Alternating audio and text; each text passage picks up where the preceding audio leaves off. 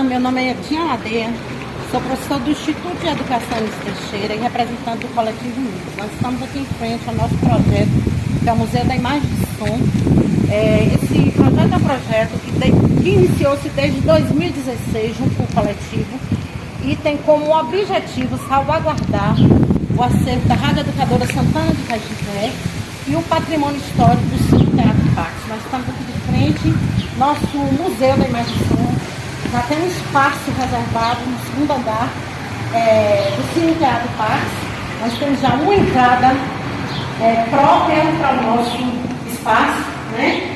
Aqui são as escadarias que sobem para o nosso espaço, né? Para a nossa abertura do espaço que é a entrada do nosso museu. Aqui nós temos a entrada do nosso espaço, né, do museu. E aqui nós temos a nossa menina dos olhos, que é o cinema, né? Aqui é a entrada, né, o MIS, Museu da Imagem e Som. E aqui nós temos aqui o Cine Teatro Pax, que é o cinema de Cajité dos anos 40, e que é um dos grandes objetivos do MIS é salvaguardar esse patrimônio histórico. Nós iniciamos os projetos do MIS em 2016 com os alunos do Instituto de Educação Enis Teixeira. Nós iniciamos um projeto pedagógico junto às escolas, fazendo uma feira de educação.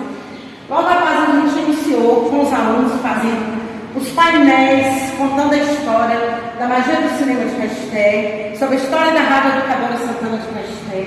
Nós iniciamos com os alunos a catalogação do acervo da rádio, que são vinis, que são os aparelhos analógicos do nosso museu. Nós temos aqui um exemplo desse aparelho analógico aqui, aparelho de transmissão da nossa Rádio Educadora Santana de Cajité, que também estará no nosso espaço.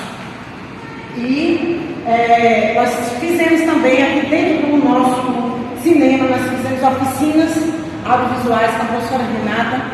Nós iniciamos também, junto com a NEB e a professora Lielva, nós fizemos a catalogação dos documentos, né, da Rádio Educadora Santana de Cajité.